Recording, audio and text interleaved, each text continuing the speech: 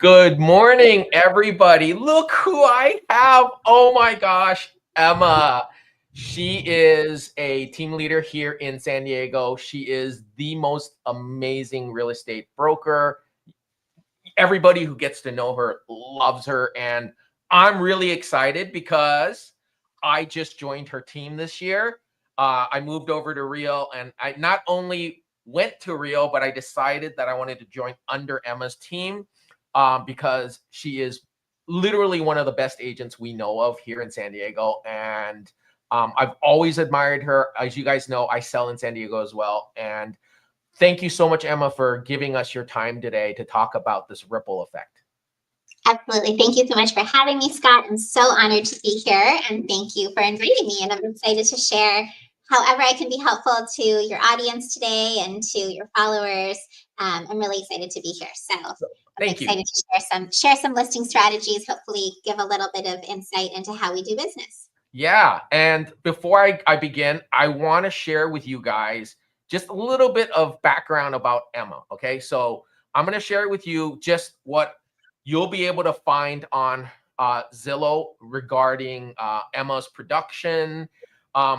So just to let you guys know, we are talking about the real deal here, right? We have Emma's production, and let's just take a look, right? Because realtors like to stalk each other and see what kind of productions and things like that we people do. And if this person is legit, right? Emma is the absolute most legit.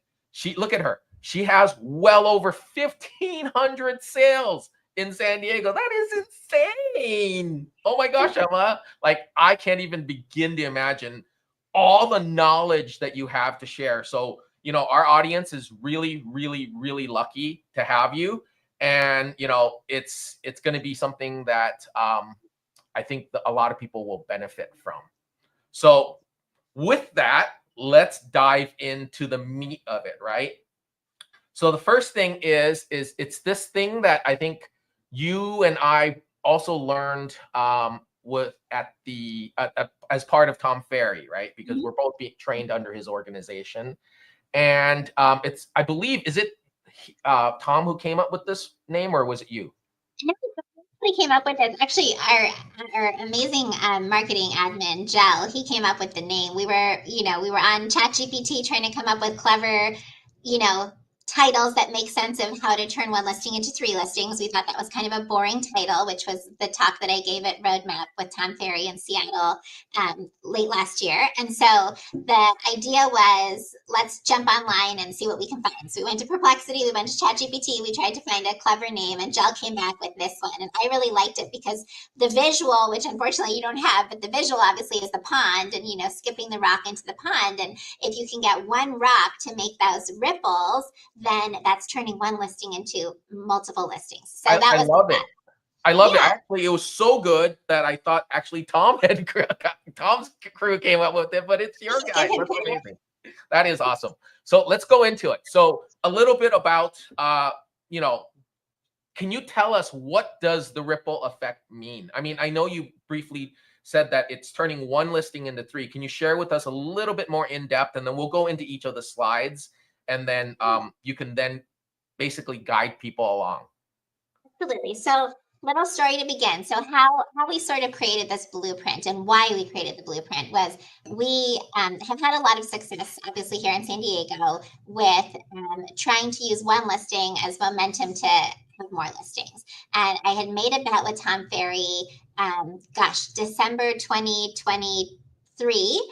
I had been on a coaching call with him, and he had said, what's your big hairy goal for 2024? And I said, well, I really want to go after more listings, because we know, listings are like the, heart of our business. And if you have listings, it creates more momentum for buyers. It creates just more opportunities. So I said, I really want to have more listings in 2024. That's my big goal. And he said, well, how many listings do you think you could get? And I said, well, I'd love to get 100 listings. And then we broke down the numbers to figure out, well, how many appointments does it mean you have to go on? So essentially we figured out that I would have to go on 300 listing appointments in 2024 in order to take 100 listings, because obviously not every listing pans out, and sometimes they don't sell. And for various reasons, we thought that would be a really good percentage, is to get a third of the listing appointments we go on and then have 100 houses to sell in 2024. So I mean, numbers are just like mind blowing for a lot of audience members. Okay. So I want the agents who are listening to realize you can step into this. You're not Emma. You don't need to go to 300 listing appointments. Take one at a time, right? one at a time. And so that was actually, thank you for bringing that up, Scott, because that's exactly what we did. We wanted to chunk it down into small bite-sized pieces of what we do on a very large scale here at the Barron team to sell, 200 million in real estate a year. We wanted to break it down into something very attainable and very comfortable for an agent who's maybe only been in the business 1 or 2 years. And so that was actually the impetus for putting together this blueprint, is how can we take what we do on a very large scale of having 100 listings and give it to someone who maybe has 1 or 2 listings. And the goal would be that you start with 1 or 2 listings, and then you have 4 to 6, and then you have 8 to 10. And so that's what we were hoping to achieve with this blueprint. So we took what we do and broke it down into small bite-sized pieces for any agent can do this in any market. And the nice thing is you don't even have to have a listing to start. You can absolutely use someone else's listing, maybe someone on your team, someone in your brokerage, or someone, even outside of your brokerage who says, hey, I'm really busy right now. Do you want to do an open house for me? Take every opportunity, because you could turn that opportunity into listings for yourself. So that was exactly how we got to here. So this blueprint is designed to help any agent to take any open house opportunity and turn it into future business. So hopefully that will come through. But feel free to stop me if I'm talking too quickly or too high level, because I tend to do that. But after so let me 20 ask you a question. Can you share with us like a story, a success story that you've had in the past where you've done this and you've implemented it, this ripple effect, and it's just turned into something that it even surprised you? Absolutely. So the real, for me, the meat and potatoes of this blueprint and of this strategy is the Friday night open house, the wine and cheese. And we're going to dive in on that deeper in a few minutes. But that first open house, first we do it Friday 4 to 6. Obviously, in the market that you're in, you can do what works for you. But at that Friday open house, which I always try to be at for my new listings, because that's where I meet future sellers, I can't even tell you, probably a third of my listings in 2024 came from that Friday night open house. They're people that I met, neighbors who came in because we invited them. We send them an invitation and invite them to come so they don't feel like nosy neighbors. They actually feel like they're having a special preview evening just for them, where they come and meet us, interview us literally right there at the open house. And then they call us, a week, a month, maybe 3 months later and say, I'm ready to sell my home. I've really enjoyed meeting you at the Friday night open house. Can you please come over and chat about selling? Okay, so let me interrupt you real quick, and I want to ask you a little bit more. Like this wine and cheese that you're mentioning, like, does it have to be? I mean, when I hear it, I'm thinking, oh my gosh, it has to be so elaborate, right? But does it have to be that elaborate? Oh my gosh, our budget is about $25. Obviously, it could be more. Start with a plan for 25. It's Trader Joe's. It's 2 bottles of wine, 1 red, 1 white, a package of cheese, which is I think like $4.99, a sleeve of crackers. That's it. That's where you start. That's the basic. You spend $25 at Trader Joe's. Super easy. Anyone can do this. It really isn't brain surgery. It's very simple. And the simpler you make it, the more successful it will be. I promise you. So I'm excited to share it with you. We dive in. We have a little bit more details when we get to, I think it's like number 5. But the idea is that I can tell you, Scott, I can count on 2 hands all of the listings this year that came from those wine and cheese opportunities, that we met future sellers who loved what we did, who loved our story, who said, will you come and list my house? It honestly, I know I make it sound so easy, but it really is.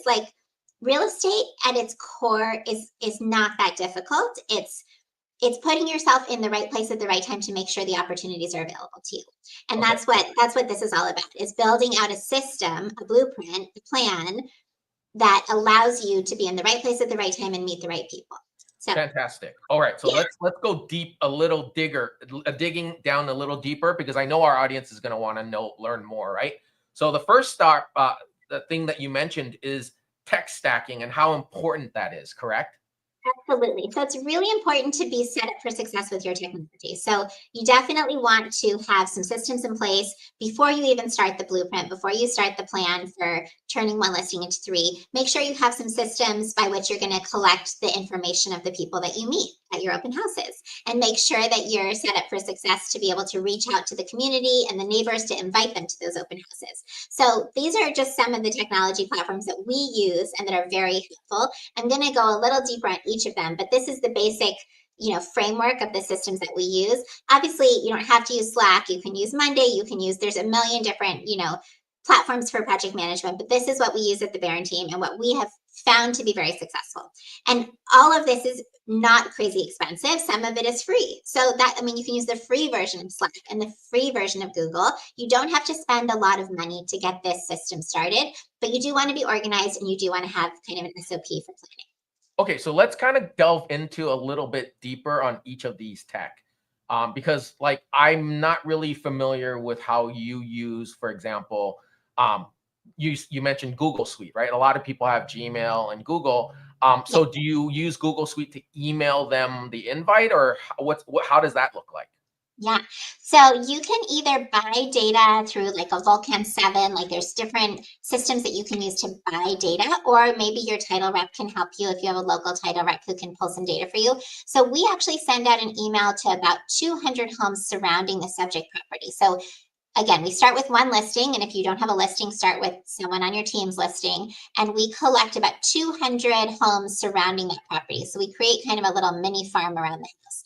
With that information, we try to get, if we can, phone numbers and emails, because that's how we're going to reach out to them through email and through slide. And we're going to invite them to the Friday afternoon wine and cheese. We call it a special neighbor open house, and we want to then invite the neighbors to come. The more times you invite them, the more likely it is they're going to come. So you want to reach out as many ways as you can. For us, it's an invitation dropped on their doorstep, 200 homes. It's a phone call or a voicemail through slide dial, and it's an email that says, hello, we just listed a home in your neighborhood. We'd love to meet you. Please come on by Friday 4 to 6 for a special neighbor preview open house. So those are the three ways you reach them using all of these systems. Yeah. And then how do you use Slack then? So Slack for us is our behind the scenes project management tool. And that's how we communicate with our agents on our team, with our virtual assistants, with our admin in the office.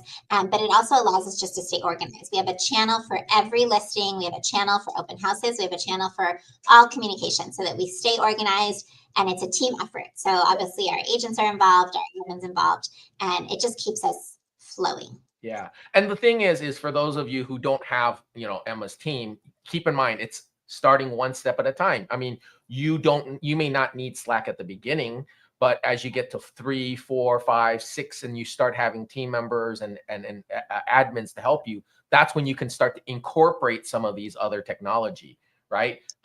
Keep it simple at the beginning, especially if all you have is one, because getting started, I think, is the most important thing. And it's better to start sooner than you need it than after you need it. So it's a way to keep organized. Even if you have 2 escrows, Slack can help you to keep your escrows organized. You have a channel for each escrow, and it helps you to keep everything in one place. So we just find it very useful to stay organized, especially as realtors who tend to be a little scatterbrained. This is a great way to keep ourselves set up. Yeah. And how would you, what's the best way to use some of these tools if, let's say, you're a person who's just not very tech savvy and you can feel overwhelmed, like, oh my God, there's just so many, technology I can put my hands on. Like, how do you help somebody kind of take a step back and breathe? Absolutely. So start with one thing. So probably just start with email, because that's a great, simple, easy way to start is with Gmail. And Gmail helps you organize. You can keep your escrows in different folders. You can keep your clients in different folders. You can start a spreadsheet on Google Sheets and have access to it through your email. So that is the simplest, most basic way to start, is just using the Google Suite. And you can do it for free. You don't have to have the paid version and still stay organized, but keep everything in one place so that you can easily access it on your phone or on your computer when you're, in the office or at home, because you want to be able to access the contacts. It's great if you can have an iPad or your phone or maybe a laptop with you at the first open house where you have all those contacts, because then you can take notes. So as you're meeting future sellers, you can either handwrite it or keep some notes in your phone, but you want to be able to follow up later and have their information. So if you have a sign-in sheet or if you have something, an app, on your phone that you can get their information, also super helpful. Yeah, excellent. Okay, so we're going to the next slide, which talks about off-market opportunity. And I know that, every association has their own rules. So you have to be really careful and make sure that you follow your association's guidelines about how you can market off-market properties, right? And so every city is slightly different. But here in San Diego, how do you take this opportunity to market your off-market with, and still stay compliant with all the rules? Exactly. So you want to be really careful of your cooperation and make sure that you're following your MLS guidelines. For us, we're allowed to reach out to agents in our brokerage or agents on our team. We are not allowed to reach out on social media. So we do share the off-market opportunity with our brokerage. We're with Real. So we're able to share it on Workplace, which has just changed to Work Vivo this year, which is basically an intranet for Real agents. And since there's now, over 20,000 agents, we can share it with that group of people, which you'll see over here on the right. And then we obviously share it with our own team. So we have 25 agents, we can share it with them. And then we can reach out to individuals. So if we have our own clients, or if our team has clients, or if we have, people who have reached out to us and said, if you have a home in this area, please call or text or email me, we reach out to that group too. So that's what that spreadsheet is at the bottom. So it's just, you have basically between the time that you sign the listing agreement and when you go on the MLS, you have some really great information to share with people that you're allowed to share it with. So I encourage you to do that. And again, you don't have to have a listing. It could be a listing of someone in your brokerage or on your team. And as long as you have their permission to share it, this is a wonderful way to have sort of top secret information that you're allowed to share. It brings value to the people that you're working with. So it's always good to bring them value. And especially if you're working with buyers who you're maybe struggling to get them to sign a BRBC or whatever the form is for compliance in your state, you have some special knowledge that might help to get them to want to work with you and to sign that contract to make you their exclusive agent. Yeah. Well, that's what differentiates you, because right now, especially because the market is competitive and, there are a lot of agents, it's just what separates you. Being able to say, hey, look, I have some off-market opportunities. I personally can speak to this because I have had the luck of being able to pick up some buyers because I was able to show them some off-market properties that were in the brokerage, obviously. And then the idea was they were like, oh, wow, this actually matches what I'm looking for. So it's very, very useful. It is. And it's that, like you said, degree of separation. If you're able to separate yourself from every other agent in your town and show that you have knowledge that no one else has, it's just a really positive way to be able to get someone to come with you. Yeah. And this is also one of the reasons why I joined Emma, because Emma has so many listings. Every time I take a buyer to show a house, it's one of her listings. I'm like, okay, I might as well join her. It's not about strategy, Scott. I mean, obviously, if you're in a market where there's a dominant agent who controls a lot of the listings, rather than trying to beat them, join them. I mean, why not join them? Like, give your clients access to that data before everyone else has it. And hello? Are you still there, Emma? It looks like I'm still here. Did I lose you? No, you're still with us. Can you hear me? Okay. Yes. Sorry. I just think if you can't beat them, join them, right? Like it just makes sense. And go in and then you have that special secret data that you can share with your clients. Yeah, absolutely. That is amazing. And then so like, do you use these off markets to potentially like market to their neighbors too, right? Exactly. So you can go door knocking. I mean, it's very old school, but it still works. And so why not go door knocking to the homes around the home that you're going to be holding open at the weekend and say, hi, I'd love to tell you we're listing a home in your neighborhood. Maybe you know someone, a family member, a friend who'd like to live in the area. Let me share some details with you. You are absolutely, well, at least in our MLS, you are allowed to do that. So that's a great way to share the information. Yeah, especially just around the neighbors, because neighbors are always curious about what homes are going to be on the market, what their value is worth. And, that's why neighbors always come to open house to check out everything. Exactly. Is there anything else? Is there any other advice that you have that you can share, maybe as far as leveraging an off-market opportunity? or have we covered basically pretty much everything? I think we covered everything. I Okay. think, again, if you're a newer agent in real estate, or if you don't have this proprietary information, how would you go about getting it? And I think the best thing is to try to find the whatever's above you, right? Again, if it's your team or your brokerage, and if neither of those are available to be you in your market, maybe jump onto like a Facebook group. Scott and I are a member of a lot of different Facebook groups here in San Diego that are agents sharing opportunities. And so if you don't have access to this yourself, go out and find it. There are people out there sharing off markets or for sale by owner information online, maybe Yeah. on Nextdoor, right? Go Yeah. there are people and they are not following the rules, but you may be able to find that off market on social media. And then Yeah. that's your opportunity to share, because not everyone has access to this, but you can go find it. So Yeah. that's And it. speaking of that, actually, there are some amazing Facebook groups that work with investors and wholesalers, and they have a lot of off-market opportunity as well. So if you connect with them, you may have the opportunity to find some properties that, could potentially you can use to leverage if you build those relationships. Connecting with investors is a great idea. Yeah, Mhm. yeah, correct. All right, so let's continue. Okay, so this slide talks basically about the foundation. Can you elaborate what you mean by the foundation? Yeah, so this is kind of what I was talking about earlier about how you could purchase leads through Volcan 7 or one of the various. What are some of those other dialer programs called, Scott? Mojo. Mojo dialer. Yes, Yeah, exactly. And then there's one called Red something. yeah, So those are all great ways to, if you want to spend money and buy leads, to find the neighbors and get the data of the neighbors. That's one way you could do this. The other way is you could literally go door knocking, which is always a good idea. But the idea is you're getting the information out to start building that foundation of people that you're going to invite to the open house. So this is a letter that we mail out to the 200 or 500 homes surrounding the home or condo that we're going to be selling, letting them know that we will have a new listing coming up. We don't give the address. This is early stages, so 6 days to 30 days early. So yeah, we're just saying, hey, we're excited to announce we have something coming up in the neighborhood. Here's a little tidbit about it. If you'd like, we can keep you updated on the information about this home coming on the market. Just let us know. We will be having a Friday night wine and cheese, and feel free to share this information with your friends and family if they might be looking for a home in the neighborhood. What this does is it's sort of like a pre-listing information packet. So perhaps okay, that's a future seller that we're reaching out to.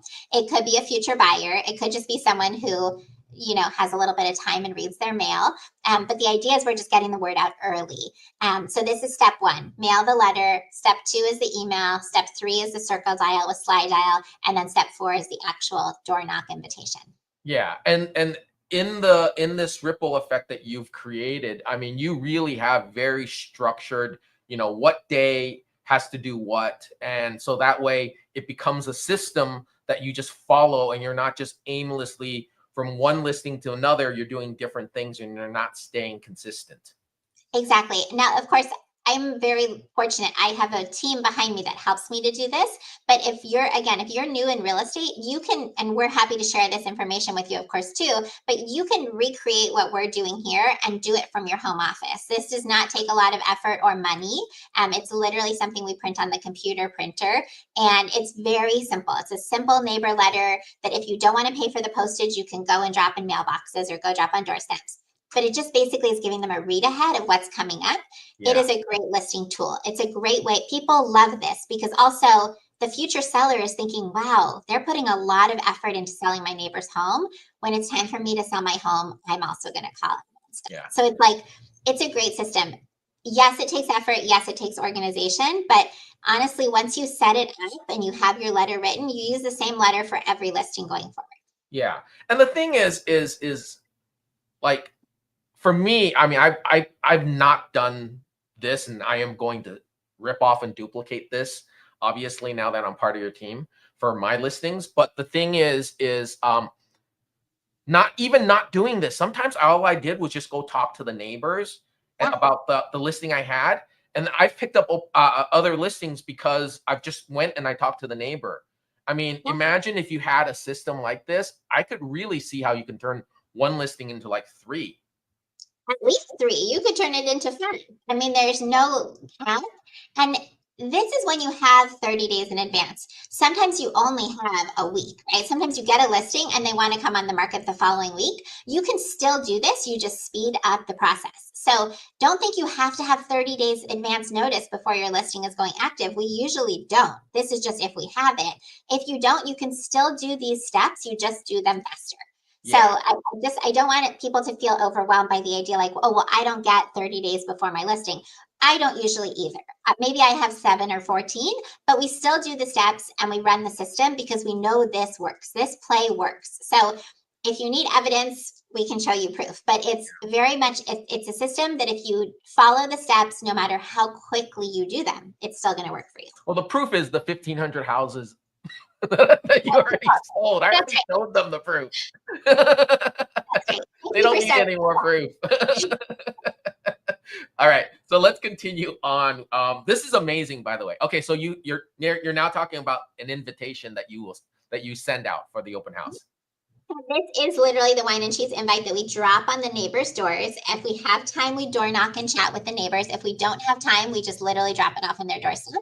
And this is one that we did, gosh, already back in March. And if we have team members holding the open house versus us being there for one reason or another, we'll put our team members on the invite. That way, when the future sellers or the future listings show up at the door for the wine and cheese, they're not surprised to meet some of our team. So for us, that's why there's 4 people on this one. So we had Maylee and Dina held the open house for us. So we're on there because they recognize our names and our faces. And then we add on our team members because we don't want to surprise them that we're not there in person.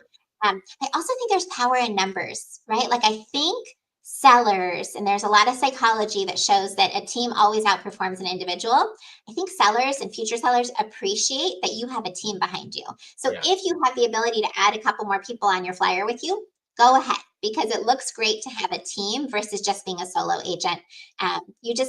People get more bang for their buck. They pay the same amount of commission, but they get a team versus an individual. So, and the thing is for those of you who are solo agents and you don't have a team and you're like, oh my gosh, I don't have a team of 25 like Emma. You have to remember your team members could also be your loan officer. 100%. Right? That if your loan officer is hosting that open house with you, I mean, they're there to help answer questions. So you got to keep in mind, even though you're a solo agent, you may not think you have a team, but you do have a team. That's right. Yeah, and it could be your title rep, it could be your escrow salesperson, it could be your home warranty person, it could be your spouse or your best friend. I mean, it could be so many people. So you have choices. But this is the actual invite. You're welcome to obviously rip off and duplicate because we certainly created this from other people's branding we saw that we really liked. It looks like a movie ticket. And I will tell you, in especially neighborhoods where you have a lot of baby boomers or senior citizens, they will actually bring the invitation with them when they come to the open house. Because they actually think it's a real invite that you sent them, not just showing up. That's so cool. And it kind of looks like a ticket, so I think they need it like as a ticket to get into the open house. That's really cute. Great. So so that's why we do this ticket design. And we do the same thing week after week. This is the same design. This is the same. We just change the information. We obviously love to have pretty photos on the back because it helps entice people to come in. And then again, we do wine and cheese, but if that's not what works in your market, if maybe like tacos and tequila or like, nachos and beer or maybe no alcohol. I mean, maybe you just want to, serve some sparkling water and donuts or do a brunch. Obviously, do what works in your market. We just know in our market, wine and cheese is a draw for people. Yeah. I think wine and cheese is probably a pretty safe bet for a lot of people. It's inexpensive. Again, Trader Joe's or local market. It's super easy. This is not their last meal. This is not a party. It's just come in for a small glass of wine. We buy those like little plastic cups. It's just come in for a small glass of wine. And honestly, at the end of the evening, I usually have leftovers. It doesn't all go because people just come in like one piece of cheese, one cracker, and a small glass of wine. It's not, you're not throwing a party. Yeah. And the thing is, it's just nice to have something to while they're there to just slightly enjoy, because that wine and cheese, if they're sipping on the wine, it gives you an opportunity to talk to them. That's right. And they stay longer. Right. They stay longer. If there's food and drinks, they're going to stay longer. So keeps them in the house. And then occasionally, because we're holding it open and there's signs out front, real buyers will walk in and they see all these people in the house and they assume they're also buyers. They don't know that there was a special invite that went out to the neighborhood. So they Yeah. walk in and you have 50 people in the house. They're like, oh my goodness, we need to quickly hurry up and write an offer because this is a popular home. So it serves a lot of purposes. And sometimes I will tell you, I get kickback from sellers and they say, well, we don't really feel comfortable inviting the neighbors over to our house because we don't really want a bunch of nosy neighbors and we don't really want them walking through our home. It feels like an invasion of privacy. And so this is an important conversation to have with your sellers when you do explain to them that you're having this Friday night party in their house. Is there's a couple reasons we do it. One is it gives exposure to your home. You never know who your neighbors might know who's looking to buy a home here. True. Very Two true. is exactly what I just said. It creates a little bit of urgency when the actual buyer walks in and they see 20 neighbors. They don't know their neighbors. They could literally be helping you to sell your home. Yeah. So once I kind of give them that explanation, it really removes all the friction from the sellers for having this wine and cheese party or having the neighbors over, because there might be some kickback. And so just expect that when you ask for this Friday night open house, and don't be surprised if they're not excited about it. So you will have to explain your reasons for it. I mean, for me, and I would never say this to my clients for a seller, but it's like, dude, you want to sell this house, right? I mean, that's why you hired us.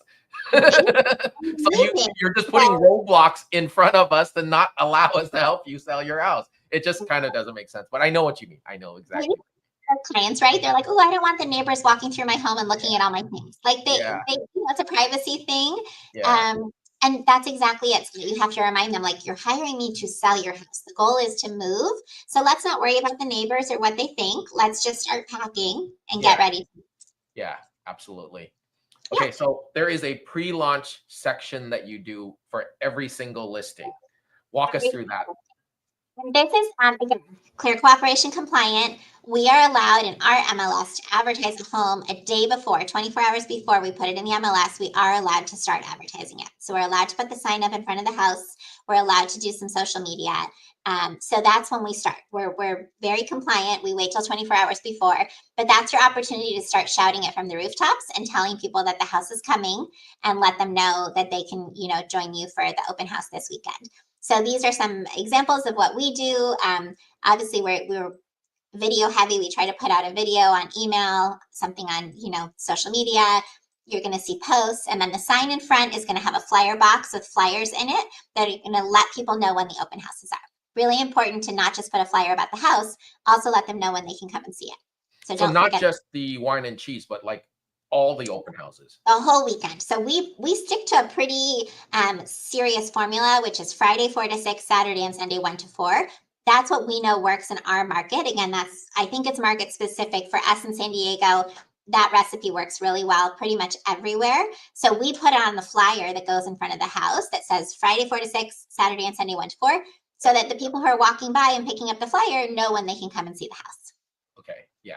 And then make sure you follow your MLS's rules, because Emma has said that numerous times, because you don't want to get in trouble. That's right. It's written right there, per MLS guidelines. Very important. We have known people to be fined for this. So make sure you know what the rules are in your MLS. Yeah. And then shouting it from the rooftop. You just talked slightly about it. So is there anything else here that you would like to share with us? It's a lot of repetition. You just keep doing the same thing over and over again. You're posting it in every channel, every social group you're in, especially the neighborhood ones like Nextdoor and the Facebook groups for the neighborhood. And then if you want to drop a voicemail to the neighbors, again, letting them know about the open house, or send them a text message if that's allowed. These are samples of what we've done, but you just really want to make sure you get the word out, because for every 100 people who know about it, maybe one person will come. So you really got to get the message out. Yeah. And the thing is I had statistics that once somebody told me, and I don't remember who it is for every 10 people that walk through the door and see the house, you potentially get one offer. So you do want to try to drive as many people through the home as possible. Yeah, if you're trying to create that multiple offer situation for your sellers, you want to try to get 100 people in a weekend through the house. That would be the ideal. Yeah, correct. Mm-hmm. open houses, you talked a little bit about this, but this is more of to the general public, not just to the neighbors, Yeah. correct? Yeah, this is our, I mean, that we follow our SOP for open house Friday, Saturday, and Sunday. So even though Friday we focus on neighbors and looking for future sellers, they may come on Saturday and Sunday too, by the way. So we follow the same protocol for all 3 days. We don't serve food on Saturday and Sunday traditionally, unless it's left over or the sellers ask us to. But you can see this is a fancier wine and cheese setup that we would reserve for more like a $2 million plus home. The setup on the right, but the SOPs are followed regardless of whether it's Friday, Saturday, or Sunday. So this is the checklist we use, just what to have in the car. And we obviously make a little basket that we take with us and our team brings with them. And then the protocol is, again, we're using Slack. That's how we communicate with our admin. But we basically, on Slack, our team has to say, okay, open house is open. Here's how many people came. Here's the feedback. And then that information is sent to the seller so they know exactly what happened at the open house. Oh, that's fantastic. Very, very organized. Yeah, very well thought out. And this is really important for those agents who don't do a lot of open houses. And I do a lot of open houses, but I'll be the first to admit I don't have a checklist. And so sometimes it's crazy because you're like, oh crap, I forgot this. Yeah. And then having that checklist prevents you from doing it. So it It really does. is important because sometimes I have forgotten things. I mean, and what I realized, I'm looking at this checklist, I'm like, oh gosh, we have to update this. Like, we don't have on here business cards. Like, you need to bring your business cards. Like, it's good to have a sign-in sheet so you get their information, but what if they want yours? And giving them a flyer is not always like the ideal situation. Sometimes they just want a card to put in their pocket if they're out for a walk. So it's good to have business cards, which isn't on the list. Yeah. So this is good. But these are just general things that we try to always have in our car, right? You always want to have, some things in your car like paper towels and sanitizer, but it's good to obviously bring extra stuff. Yeah. And the thing is this basically shows even, Emma, her list still is missing an item. So you don't have to be perfect. Just do it.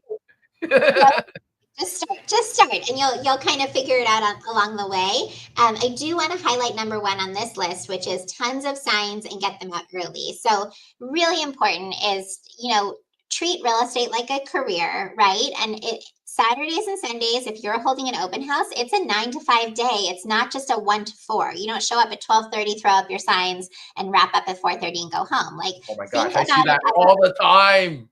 It makes me crazy. Think about it as a whole day commitment. Like, you're going to go out at 9 a.m. and put up your open house signs. Try to put out as many as you can. 10 to 15 is ideal. Some people put 20. Get the signs out. This is your walking billboard. Like, this is your opportunity to sell yourself and get your signs out.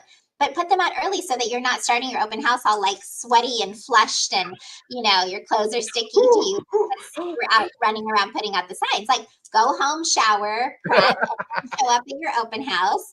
And then after the open house is also really important. Like, you'll see on our checklist, like, follow up with your leads. Call them that day. Anyone you met at the open house, you want to send them a text or call them or send them an email while you're thinking about it. Because if you wait till Monday, something else is going to come up and you're going to forget.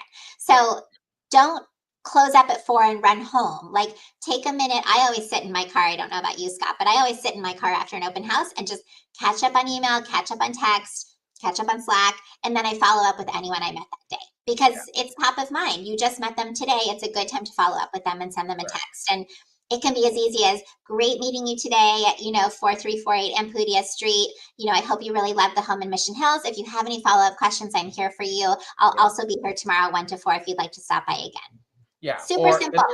And then the thing is for those of us who are a little bit want to engage more and have great conversations, you can even bring up that conversations so that it shows that person that you were listening to them, what their needs were. Maybe even if they were like, oh yeah, I'm moving down here next month and I'm thinking about buying something in this area.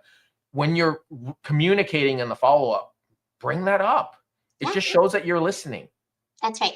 And if you can remember something about them, that they had a little girl with them or that they had their elderly father with them, and you can bring that up in the conversation, it's exactly what Scott just said. It's like you were paying attention, you remember them, you took an interest in them. It helps to build the relationship and get there faster. Yeah. And I see way too often that agents, what they'll do is they'll do the open house and then they won't reach out to them until like Monday or Tuesday of the following week. And then by that time, I always wonder, it's like, do you know how many people that come to your open house went to other open houses, right? And they're running into other real estate agents. So it's kind of critical that you stand out. And so what Emma's like suggesting you do, yeah, I think it's just vital for that success. It really helps to stay top of mind to contact people right away. And it really helps you to stay organized to do it right before you go home. Because if you go home, like the chances are very low that you're going to have successful follow-up. So that's what we teach our team, and hopefully they listen. So Yeah. They listen because you have an amazing team. I'm not just trying to blow smoke. So this is follow-up, and this is what you can do after you get the home into escrow. A lot of agents, once they put up the in escrow sign or change it to pending, they literally forget about the marketing. They stop marketing the property. But this is your time to double down on your marketing, because the neighbors are watching you. They saw the in escrow sign go up, and they want to know, what did it sell for? So you basically have 30 days to go and tell them before they see it on Zillow or Redfin. Go and share with them what it sold for. You're allowed to share that information if you're representing the seller. So if this is your listing or your team's listing, you can go back out there and knock on the same doors that you knocked on to invite them and say, great meeting you, or so sorry you missed the Friday night wine and cheese, but we had about 50 people come out. And guess what? We got 3 offers. We sold it for over list price, and we're under contract 90,000 over. Like, you get to share that secret information. Now, you can't put the secret information on social media, but you can certainly go and tell the neighbors and tell anyone who came to the open house that you follow up with. Share the information. This is great for them. So these are all the things that we do. We change the flyers in the box, and this is what they say. They have action items on them. We put posts on social. We send out another slide dial message, and then we door knock.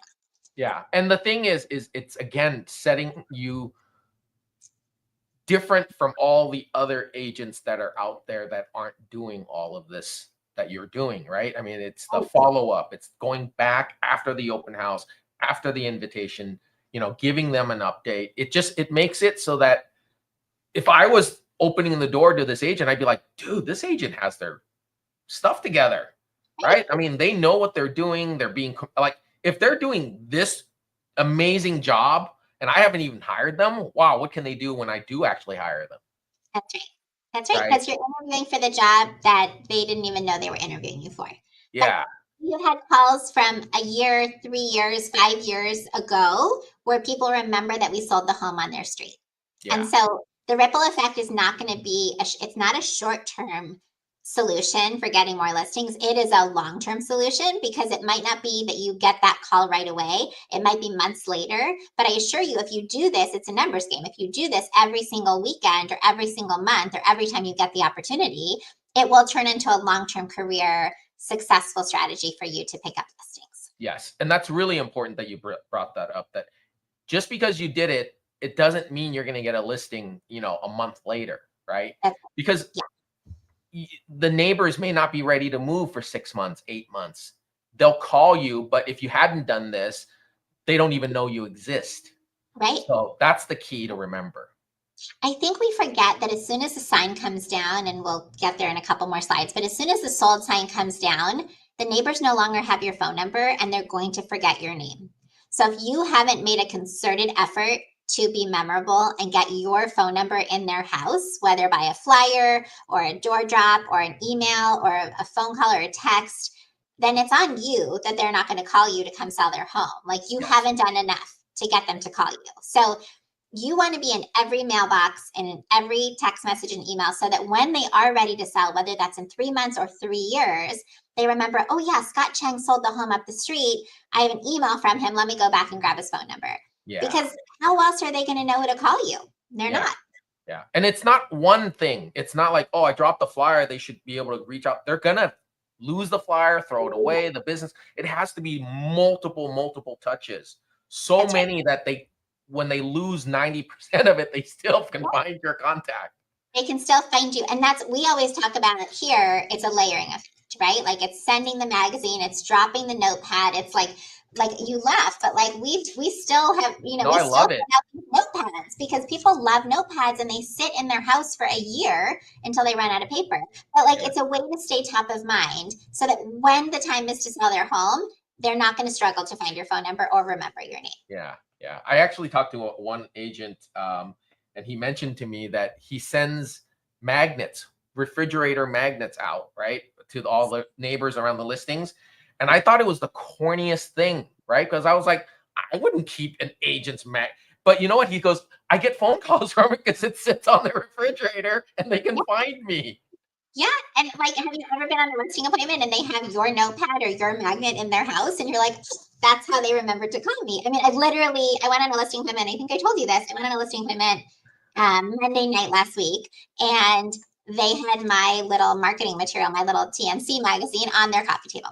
Yeah. Like, that's where they got my phone number. So you have to stay top of mind. It sounds so corny and so old school, but especially for the older generation, especially for the baby boomers who are the ones who are going to be selling over the next 5 years, they like paper. They like paper. They like having something tangible to hold. They don't have Instagram necessarily. So they're not going to be able to go to Instagram and find their local realtor, but they are going to look on their coffee table and see what mail they collected in the last.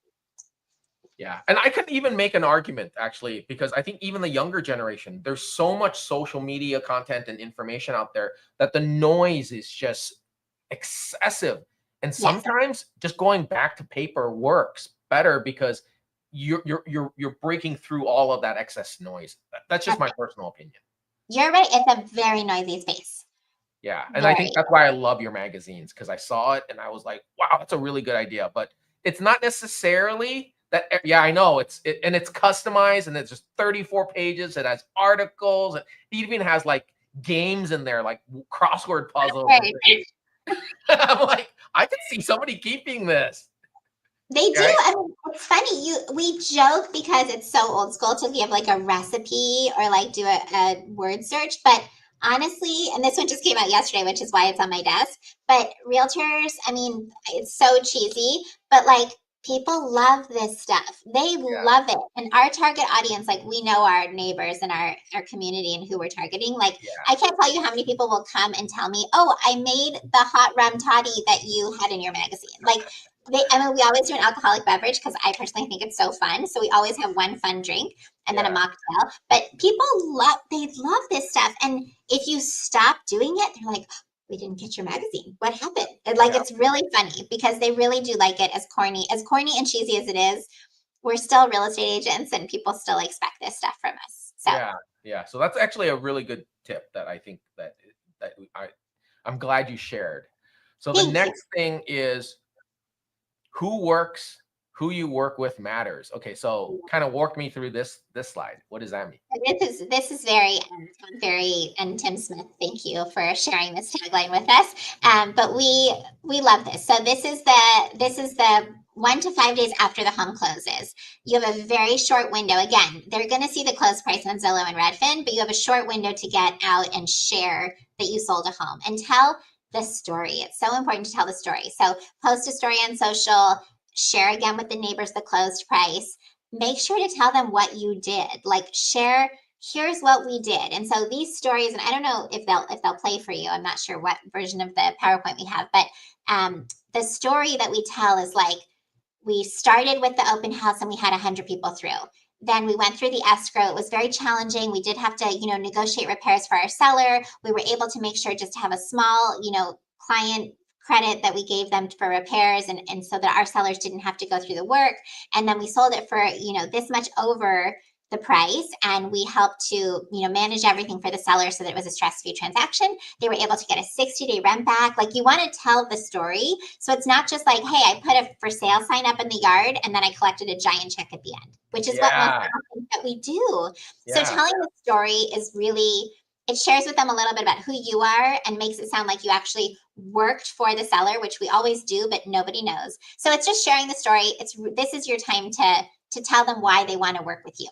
Oh, this is great. I mean, I wish I knew about this before, because I've sold some listings where I went out and, the home was just a disaster, and we stepped in, we cleaned it, we helped them clean it up, and we organized, staged it, and then we sold it for top dollar, and I didn't capture any of that information, and I didn't even share the story, and nobody knows. Oh no. And you don't, by the way, there's no expiration on this date. Like there's no expiration date. So you can go back, Scott, and make a marketing piece for that house that you sold 5 years ago and tell the story, right? Like there's no expiration. Obviously, ideal if you can do it right after the fact, because especially the people who are watching you, the neighbors and the friends, are going to see it. But you can still tell the story even years later. But this is why people choose to work with you. It's because you didn't just stick your yard sign in front of the house and sell it. You did a lot more. So it's really, this part is really important. And I think it's a part that we often miss. And it's an important part of the sales process. So if you see behind me over here, this banjo, right? Yeah. This was a gift from a past client whose father passed away. And the house was just like cluttered, and his father repaired banjos and sold it. That's how his father made a living. And after it closed, I don't know how to play a banjo, but the son gave me a Gibson banjo as a gift for thanking me for helping him and his family. And I'm like, it's a Gibson. Like, I really need to learn how to play it. You should learn how to play it in your free time. And you're not doing 12 other things, but that's a really special gift. And that's a really beautiful story that you should tell on social media. Like, yeah, right. I should. All of this for my clients, and they appreciated me so much that they gave me this very special gift. It just shows that we do more than what people think we do on social media, which is just make silly videos and, make big checks. I think that's the perception of realtors. So this is the opportunity to tell them, hey, here's what we did. Here's what we were able to accomplish. And we helped our clients remodel their home. We helped them sell it for another $200,000 because of our efforts. And who doesn't want to hire a realtor who's going to help you make $200,000 more on your case? Yeah. And the thing is, I've been in the business a while, and so have you, but it's not an easy job. I think a lot of people underestimate how hard it is that our job is, and we do so much. And they think that we just collect these big paychecks and stick a sign in the front, right? And so this sharing the story, I think, is really, really important. And I love that you brought this up. Thank you. Oh, Brian. There's Brian. There's Brian. So that was one of those sold videos that we put into an email to explain the story. Yeah. Follow up. Okay, so we know agents hear this all the time. Everything is in the follow-up, right? We hear it, but we don't do it, guys. You come on, admit it. You don't do it. I'm not great at follow-up either. We are all guilty, but all the money is made in the follow-up. This is where the money is made. So sending out, notes of gratitude to the neighbors. Thank you for coming to our open house. Thank you for sticking with us while we sold this house on your block. Here's some information about, the neighbors that are moving in. Oh, and by the way, we have more buyers looking for homes in your neighborhood. If you've had any thoughts of selling, give us a call.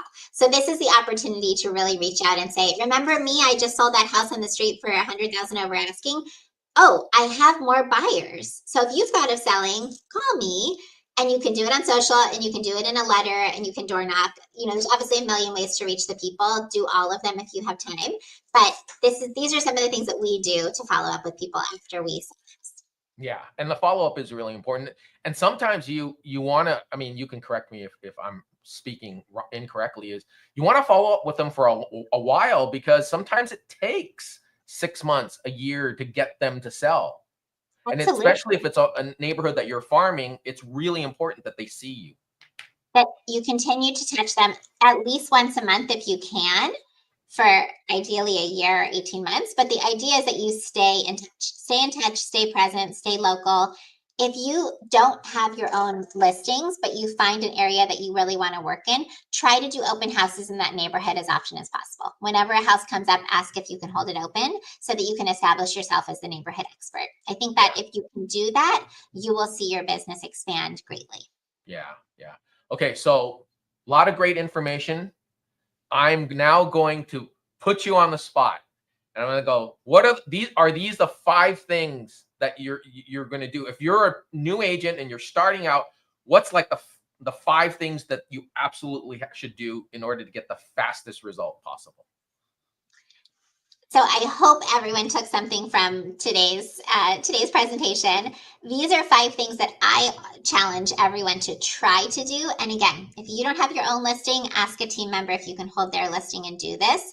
And make it your own. Obviously, be compliant with MLS and share their information, but certainly this is something that any realtor can do on any listing. It doesn't even have to be a new listing. It can be a stale listing from last year. You can still do this. There's no rules on time limit. So don't get tripped up on it has to be a brand new listing. It certainly doesn't.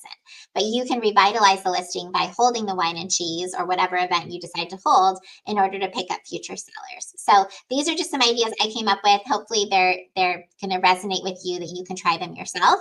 But pre-marketing coming soon listings, door knocking and circle dialing the neighbors, organize the wine and cheese. We didn't talk too much about Facebook groups, but if you want to dive in, Scott knows a ton about this, obviously, but creating custom audience in Facebook to have it, so creating sort of that circle group on Facebook where you can target people on social, and then tell the story. The story is really important, and it just gets missed so often.